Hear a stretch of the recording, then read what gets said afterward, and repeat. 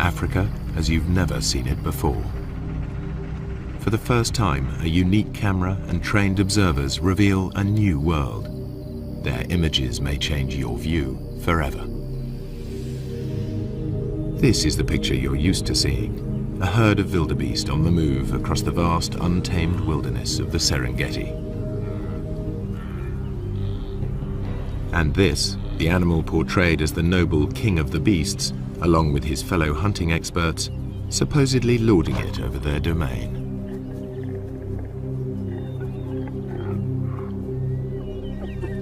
While the laughing hyena normally gets a bad press as a sneaky scavenger, an ugly coward. Usually too, humans are kept out of the shot, yet the presence of the Maasai and of their cattle affects the whole balance of nature in this area.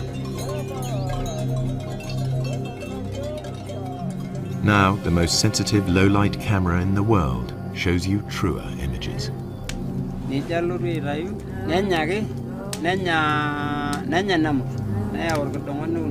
While the Maasai enjoy the warmth of their huts, outside the electronic eye at last turns night into day.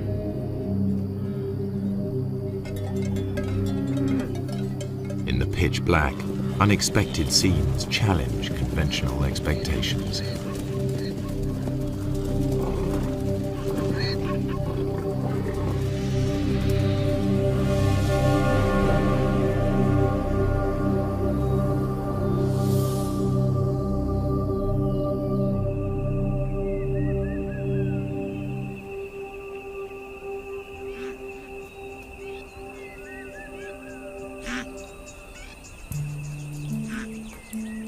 The Serengeti is a complex system of natural relationships, home to 500,000 Thompson's gazelle, 250,000 zebra, and more than 1 million wildebeest.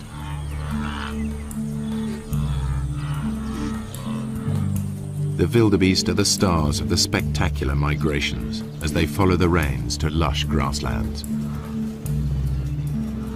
This is the greatest concentration of game in all Africa.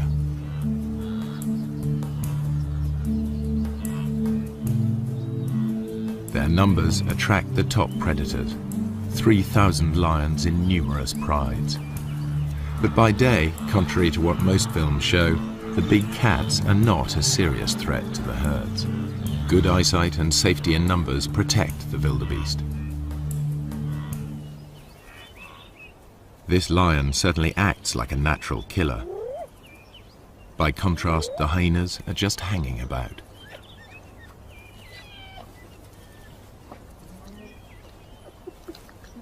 In fact, he didn't make the kill. He stole it from more skillful hunters. The blood on their faces proves just who did make the kill. All too often, hyenas are portrayed as light-fingered latecomers. Yet, while the hyenas were feeding, the Prince of Thieves appeared. This is the bit most wildlife films leave out. Lions pinch the hyena's prey.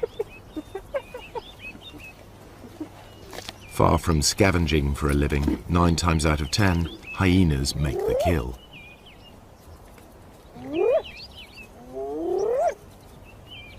At first sight, the lion and the hyena are locked in a struggle for the same prey. How can the hyenas make a living here at all? Until now, the only images come from filming by day. But lions and hyenas hunt most of their food in the dark. The balance of power is about to shift for everyone here.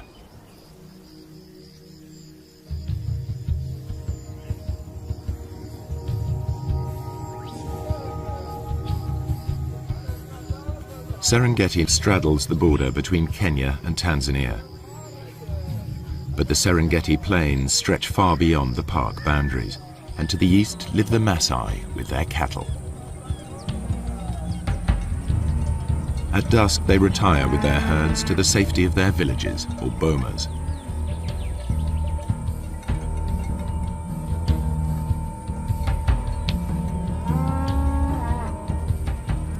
A wall of thorns keeps thieves and attackers away from their cattle and huts. The Maasai rarely venture out at night, except in force.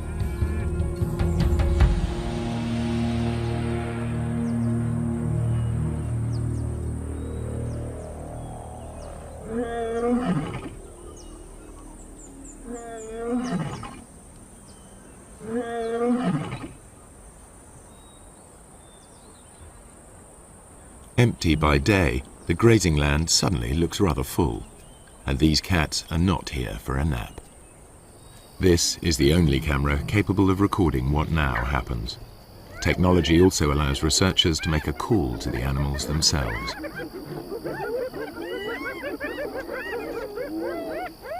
Tom Maddox is counting predators in the Serengeti. He too thought the Maasai land was empty of lions and hyenas, as they're never seen by day. But Tom soon got a shock. Now he prefers to make his observations from the safety of his Land Rover.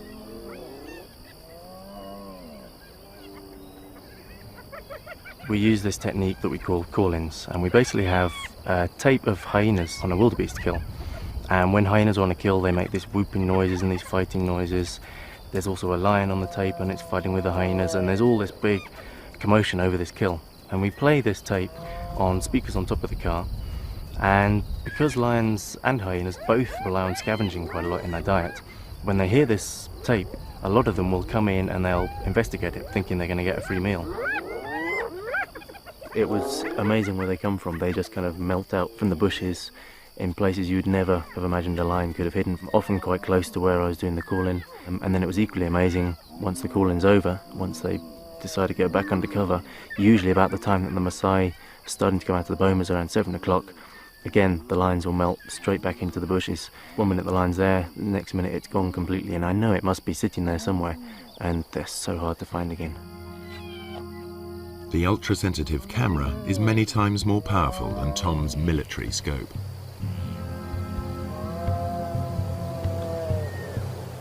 Inside the Serengeti you can drive around and you can see hyenas and lions. They're very obvious throughout the day. Outside the national park, that doesn't happen. You can drive around for days and days and not see any. The fact that there are any lions at all on the Maasai's land is surprising. So far, I'm finding an extremely high number of lions outside the park. In fact, it's comparable to certain areas within the park. So lions are actually doing extremely well in an area where people are living and working and grazing their cattle, which to me was extremely surprising. Hyenas are also extremely common. Compared to inside the park, there were fewer, but there are still a sizable number thriving outside the park, and you will actually see them when you drive around in the evening. The hyenas are usually pretty visible. No wonder the Maasai report meeting wild animals frequently, even by day. Another worker on the night shift is Paula White. She's interested in studying hyenas in this different world, to learn how they and the lions carve up each other's catches. And like her quarry, she follows her ears. I'm going out to see if I can find some hyena kills. Take a look at how many clan members are on the kills and whether or not there's any clashes going on. I'll also be looking for lion-hyena interactions because I'm really interested in how the two species interact down here with all the game present, whether or not they're still more likely to steal each other's kills or whether they're more likely to go after a new animal of their own. So what I'd be doing is driving the roads looking for action, and then I'd stop once in a while and listen for sounds of kills, listen for any animals whooping. Sounds travel much further in the cool night air. On a still night, hyenas can hear whooping over 10 kilometers away.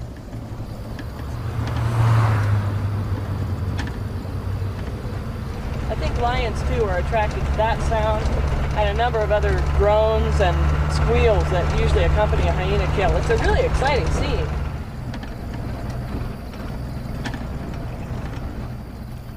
There's a hyena running in front of me on the road right now. And the way he's running, I imagine he's going for a kill, so I'm going to stop and listen right now. What Paula and Tom are seeing leads them to rethink the conventional ideas about hyenas and lions at night and day.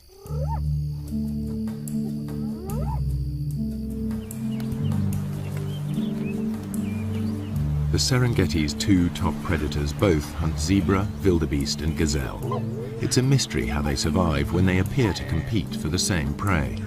Usually in nature, two competitors can't share the same food supply. There simply isn't enough for them both. Yet they both thrive, and although lions and hyenas share the same diet, the two animals are very different. The one thing they have in common is that their societies revolve around the females. Among cats, lions are unique in the way they live together. Most cats are solitary. Lions form small groups, prides. At the heart of each pride are relations, sisters, cousins and aunts. Strange lionesses and their cubs will be attacked.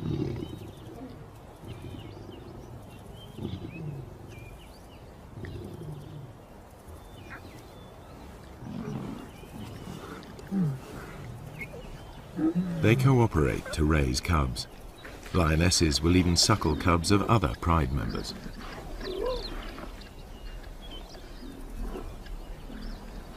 In a lion pride, any female leader will have earned her place, unlike hyenas where leadership is largely inherited.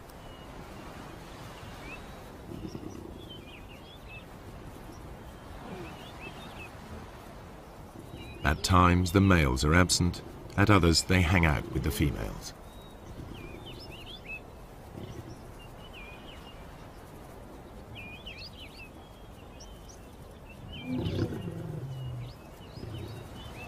At times they're peaceable, even tender. At others, aggressive to all.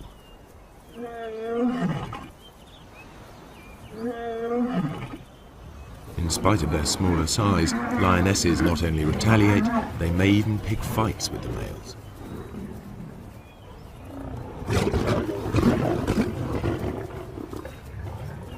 However, male lions are physically more powerful. In a test of strength over a kill, the female will come off worse.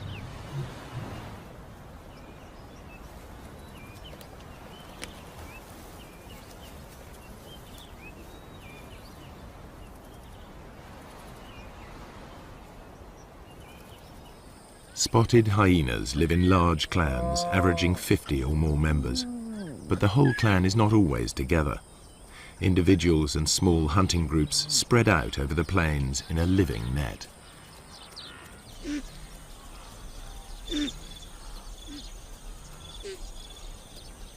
In the Serengeti, hyenas usually make dens in abandoned burrows. Here the cubs are easily hidden from lions and other predators. Litters are small, only one or two.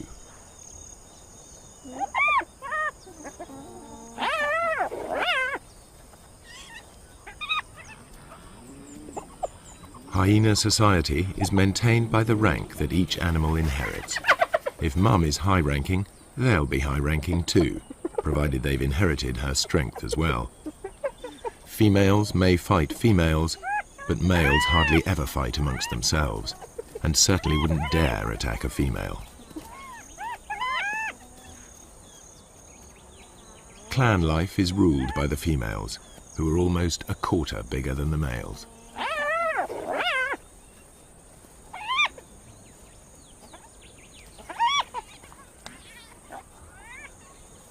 The cubs fight in their first days of life, but once they know their place, they're far more likely to play together than to scrap.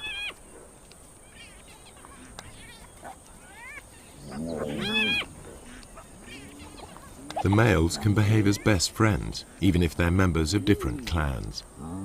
Hyenas' behavior is highly complex.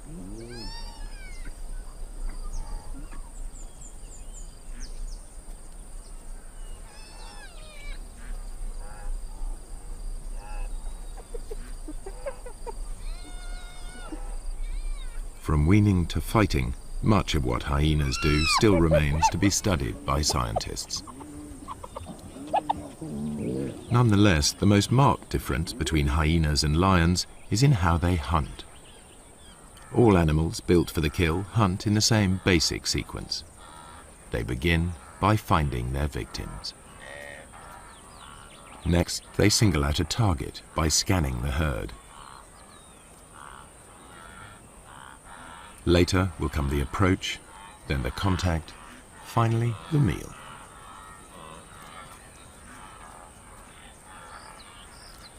How they hunt differs sharply between hyena and lion. The hyenas get as close as 20 meters in full view of their prey before the herd wheels and flees.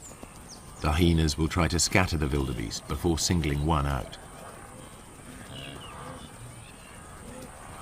The Maasai call the hyenas doctors because they can recognize the sick and the weak.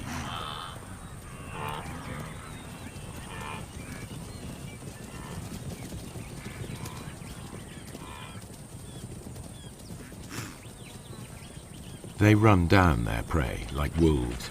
Hyenas are endurance hunters. Chases can last up to 5 kilometers at full speed.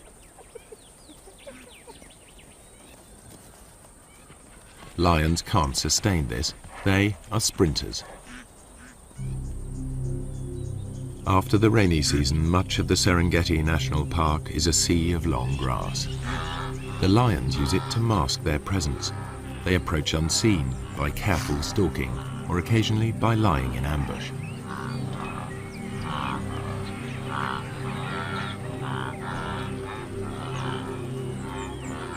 Outside the park, where the Maasai graze their cattle, the grass is shorter.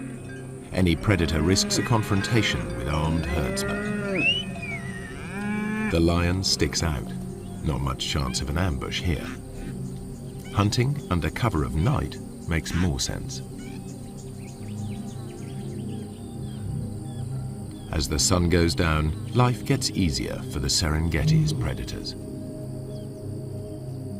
Dusk diminishes to near complete darkness, which can continue all night if there are storm clouds or if it's a moonless night. The only camera on the planet powerful enough to see in total blackness even picks up stars invisible to human eyes.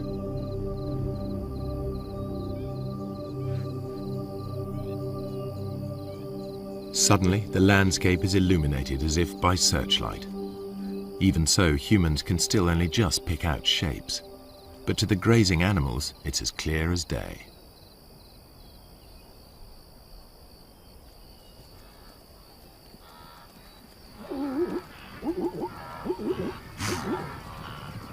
The camera reveals crouching lions invisible to the naked human eye.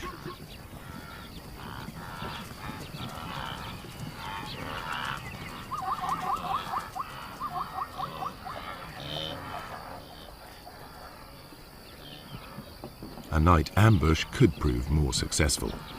These two lionesses have detected a herd of wildebeest crossing a track.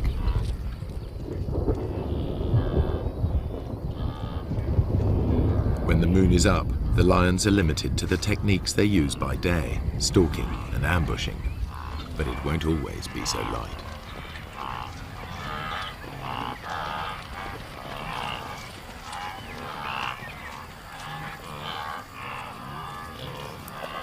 The pair near the crossing point and squat down, well screened by vegetation. One crawls into position to jump a victim.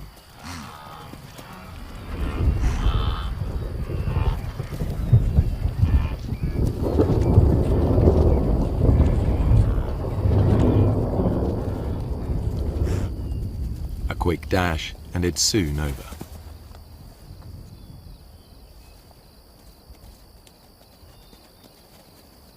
Although these lionesses have been successful, the moonlit night is really the best time for hyenas to hunt. The cool of the night air allows them to keep on running, something the easily tired lions cannot do.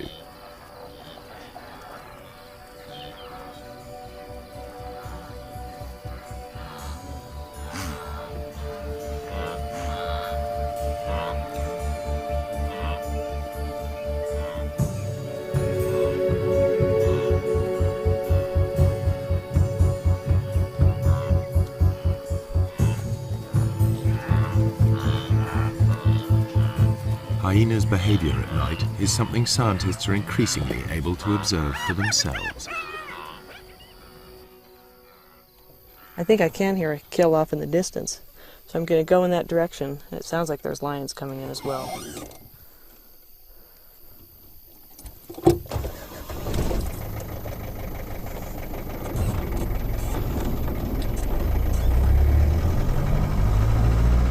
Paula White's night vision goggles work because they and the camera see in the special infrared headlights of her Land Rover. I think the ability to use this sort of invisible light to observe animals, nocturnal animals, in their natural environment is really quite a breakthrough for research. Certainly I didn't begin to see the full range of hyena behaviors until I started coming out at night and using this sort of special equipment. It was very frustrating to me otherwise, because as dusk was falling and my own ability to observe them was ending, I knew that the hyenas were just beginning to wake up and just beginning to start their day, as it were, but I was left out of it. So now, as I'm able to follow them and observe them, I'm seeing things that I've never been able to see before. Now Paula can see in the dark, but it's her hearing that guides her. You often hear hyenas whooping at night, and that can mean any number of things. They're advertising their own location, they're trying to find other clan members. But the one sound that you really associate with a kill is a giggle. And actually that's where the term laughing hyena came from. But that's the sound that I really associate with kills. It's a thing that other hyenas and lions hone in on as well. So really, driving around like this at night, using this enhanced vision and listening for kills, I'm behaving very much like a hyena. And there's one right now. I can see it going through the grassland.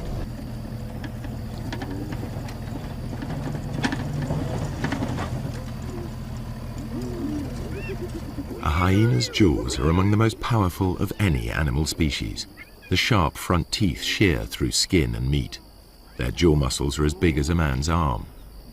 At the back of the hyena's mouth, huge crushing teeth are strong enough to crunch up solid bone. Yet it's a remarkably peaceful scene. Male hyenas are nature's gentlemen when it comes to sharing a kill with their clan.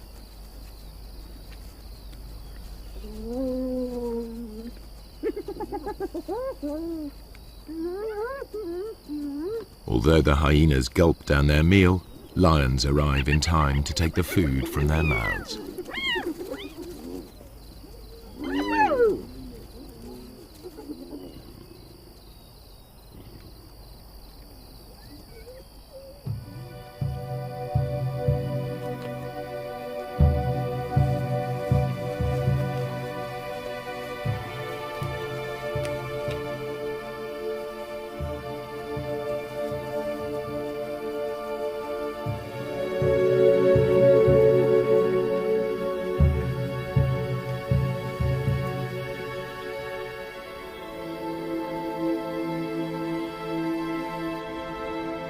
The camera unveils a night world full of animal life.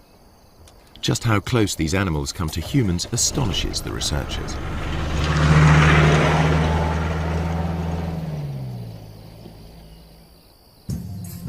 I found a cheetah quite late in the evening. Sometimes the male cheetahs will stay active quite a long time into the night, and so I was following him.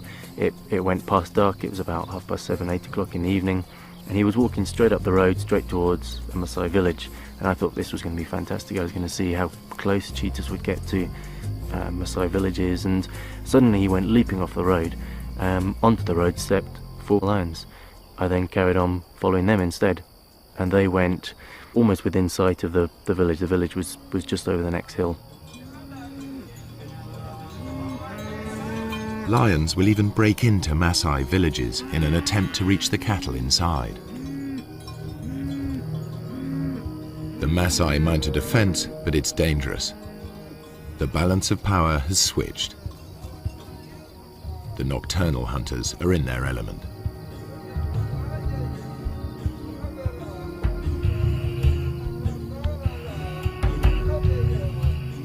There are burglars about. The guard dog is aware of the hyena, but the Maasai will register its shape only dimly.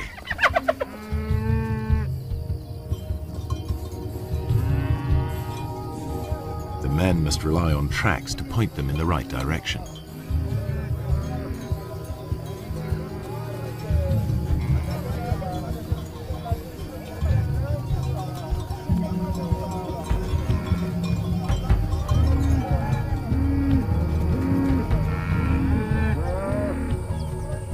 During the attack, a cow was killed and dragged off. The following morning, the Maasai inspect the corpse. They can easily identify the cause of death. Wringing the neck are distinctive punctures, the suffocating bite of a lion.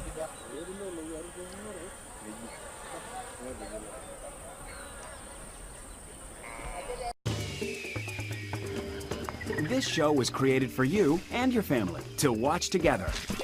Welcome to Nat Geo Wild. The culprit also mauled a warrior. The wounds could quickly become infected. The tribal doctor cleans the site thoroughly, without anesthetic. The Maasai prize suffering without complaint above all.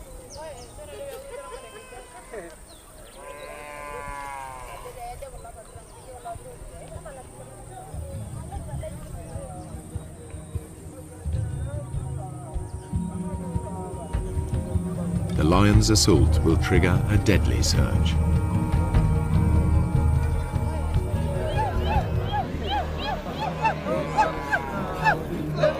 Maasai warriors respond to the alarm. The young unmarried men gather. This is what they've been training for years.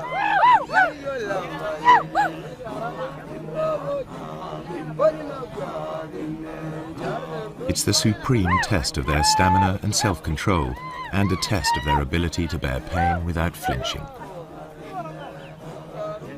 This is what they've been waiting for just such a chase. Success will give them a passport to adulthood, the chance to find a good wife. Failure will mark them for the rest of their lives. But before they can take part, they need to demonstrate their fitness. The elders will decide who will and won't go.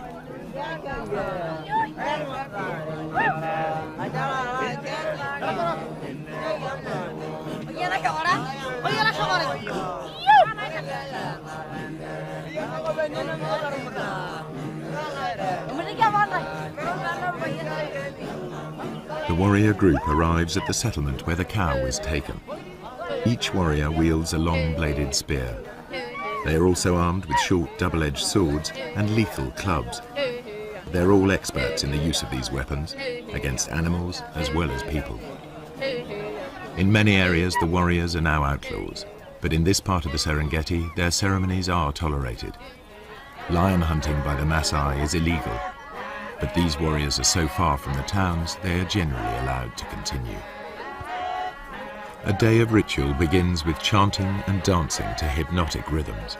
Warriors demonstrate their strength and agility by leaping.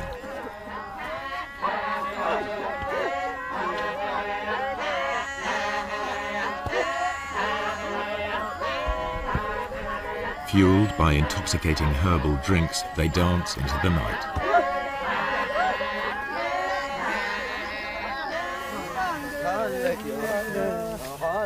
More warriors arrive from further afield, eager to be selected. Everyone is in a frenzy of anticipation.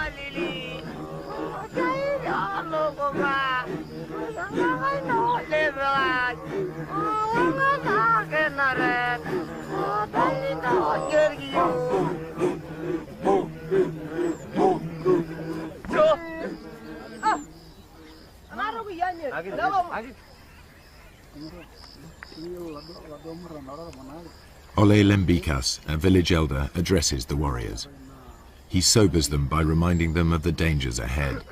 He tells them to work together, to trust each other, and to return safely. Then he urges them to enjoy the party. It could be their last.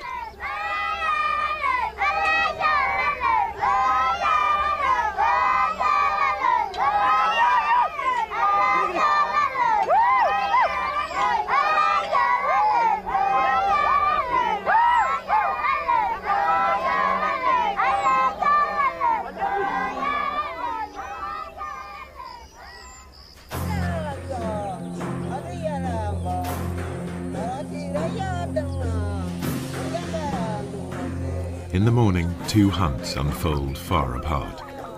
A lone lioness spies out a waterhole. Animal or human, hunters face mortal danger in the coming hours.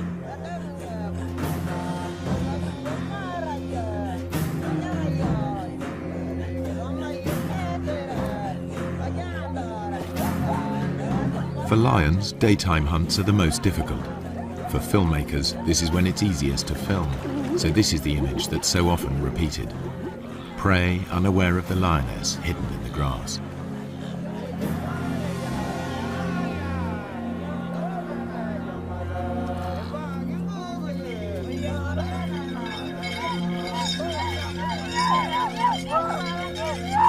The hunters head for the place where a lioness was seen recently.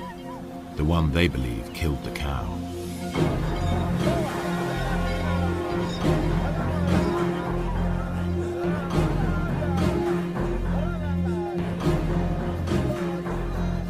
The herds are busy drinking.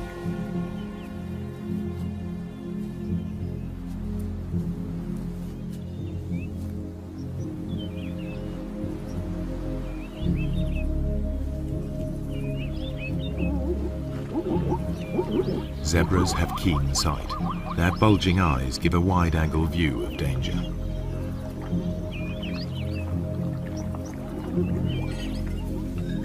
Lions hate and fear Maasai. The bells around the warriors' ankles make it clear to any lions they're coming. The lions on Maasai land will always hide in deep cover. The warriors must flush the beast out into the open. Then they have a chance to tire it out before they come in with their spears. The lioness edges closer.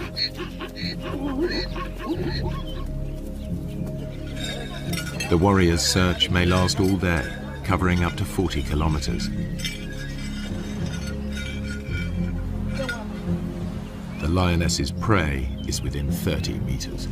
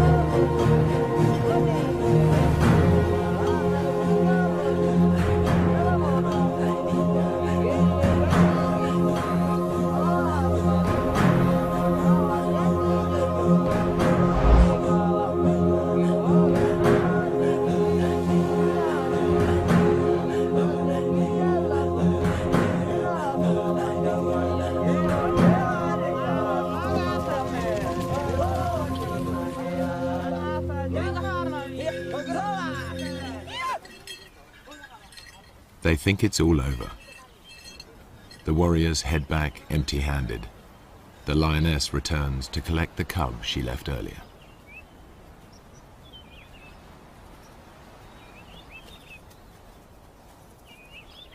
She hid it in long grass nearby, but the chaos of her hunt has attracted members of another pride. This is their patch, and they'll defend it.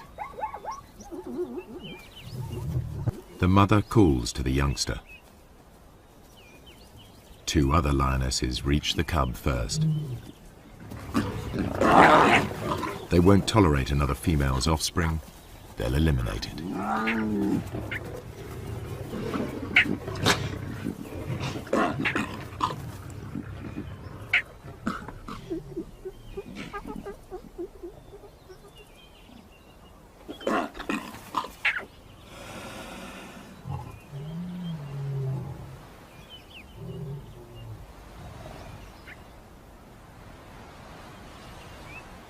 This is not about hunger. The corpse is left to the vultures and hyenas. The mother's life too is under threat. She's no relation. The pride will kill her if she stays.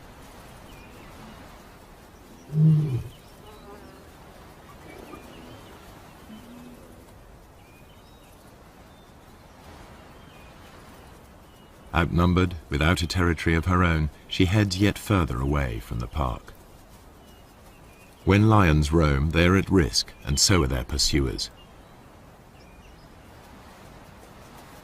What you're about to see has never been shown before. A tourist's camera videos the end of a hunt. A lion is cornered. There seems no way out.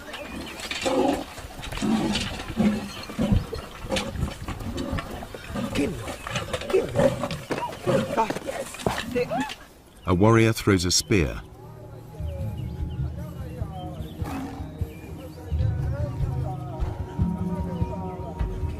The tables are truly turned.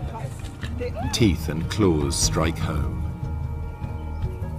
The wounded warrior continues, believing the lioness chose him as the weakest. To overcome his shame, he needs to finish her off. But even warrior pride cannot prevent the injured man collapsing into shock.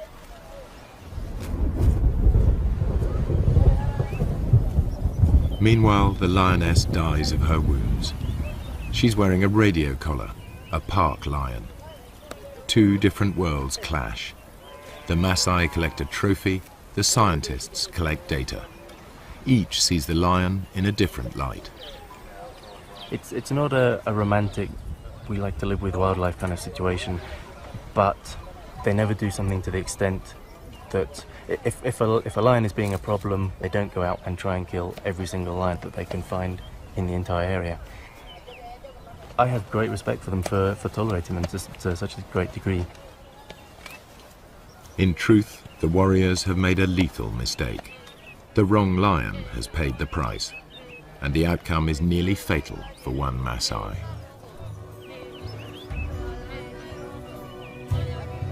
Were he to die on the spot, they would give him a warrior's rights and leave his bones to the night and the hyenas.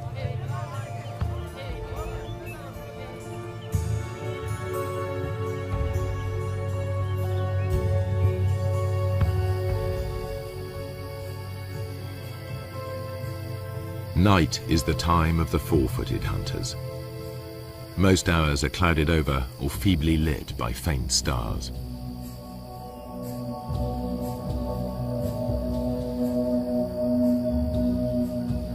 On moonless nights, the Maasai only leave the safety of their bomas in groups. But there is no safety in numbers now for the grazers of the plains.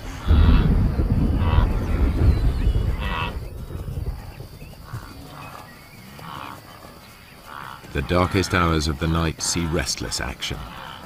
Animal hunters are about in numbers never seen during the day. Spooked, the herds of wildebeest, zebra and gazelle burst into panicky runs. They fear lions and hyenas are nearby, but only the camera can see them.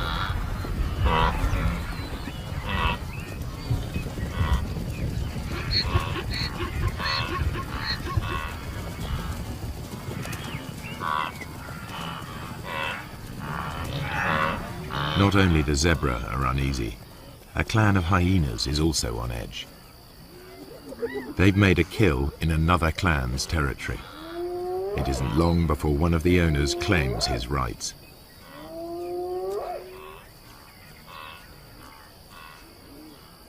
He calls for support from the other residents.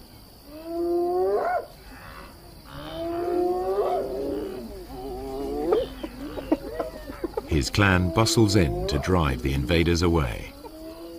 They bolt the meat while they can. Other threats may arrive to challenge them in turn.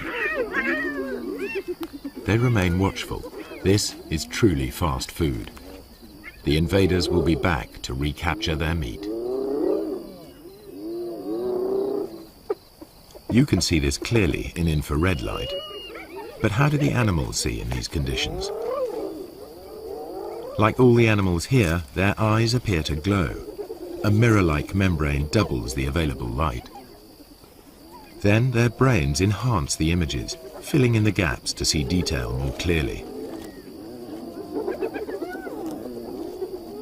The newcomers soon return in force. The prize seesaws between them until it's all gone. But with so little light, even their superb night vision is challenged. This is as close as you can get to seeing through their eyes. It gives an idea of how they can operate in this dark world.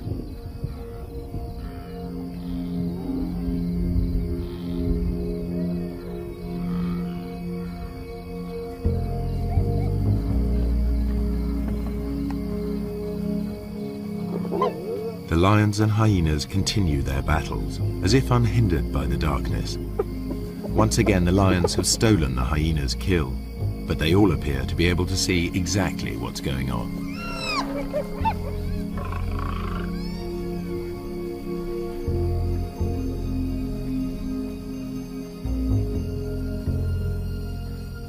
And when the lions go hunting, they do so just as they are. They wander off in the general direction of the sound of herds of animals. To the lions, the herds are almost invisible at any distance, just dull grey smears.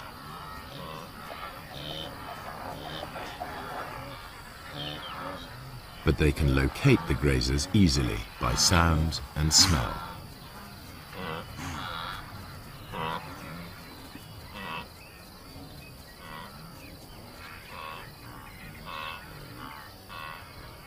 Night is the only time that lions can approach undetected here on the short grass plains. You are about to see for the first time how and when the lions of the Serengeti catch most of their food.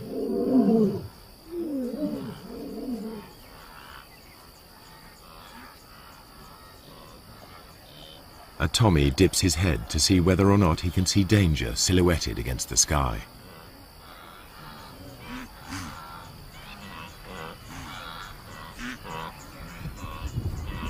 The circling lion is almost invisible.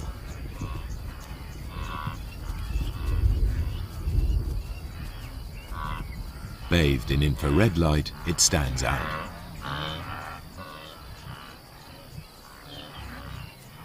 Another Tommy can hear something and is off.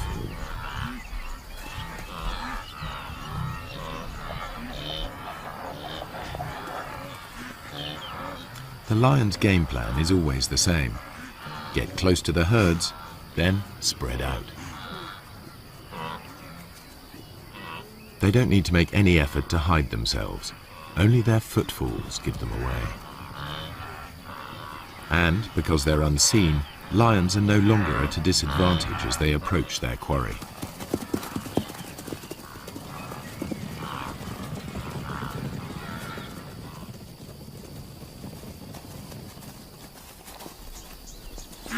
Two young males take a small zebra with ease.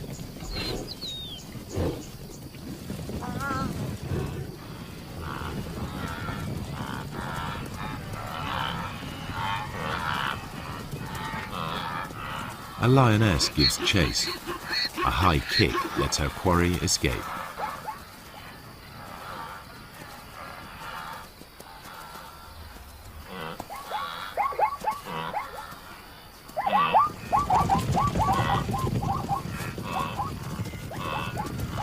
Soon, two lions bring down a fine stallion.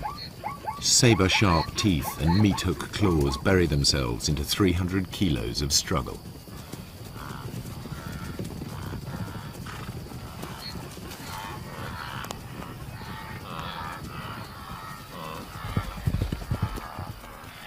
One lion grips the throat in a stranglehold, the other prepares to feed.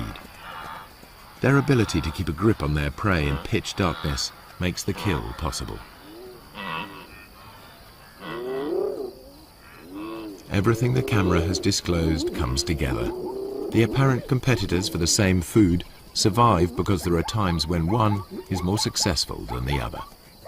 The animals hunt in different ways, by day and by night, and in differing light. These unique images show that the relationship between lions and hyenas is more complex than traditional pictures allow. The lions steal kills, and the so-called cowardly hyenas are often merely out to reclaim their prey.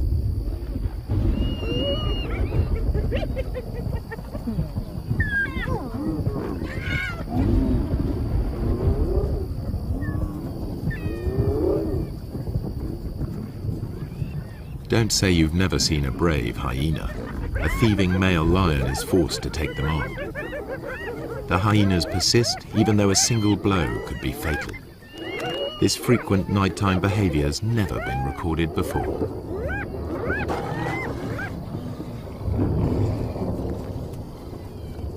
There's much more going on in the dark than people have realized, and there must be many more secrets still to be revealed.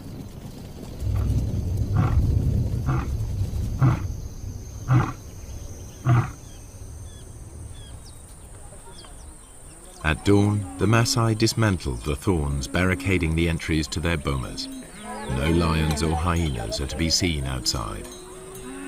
The killing fields of the night are transformed into places where cattle may safely graze.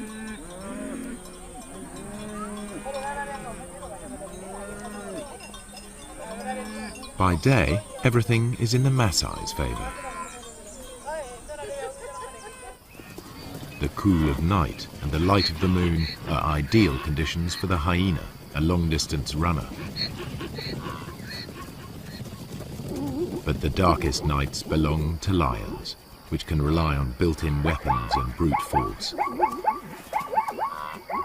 The truer picture that has emerged applies by day as well. Hyenas can kill when lions are too conspicuous, and it's the lions that are the scavengers.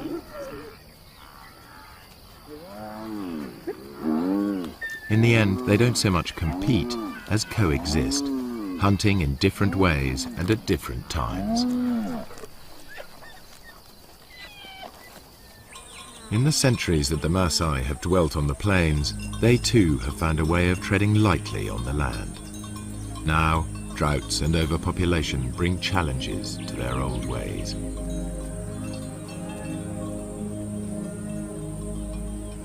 Within a decade, this cattle pasture will be covered with crops.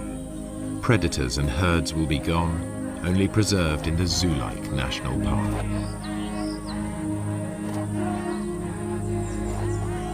The warriors will step back into history, their culture bartered for bit parts in conservation and tourism. If the Maasai have a vital lesson to teach, it is that lions give meaning and purpose to their lives, worthy adversaries for warriors.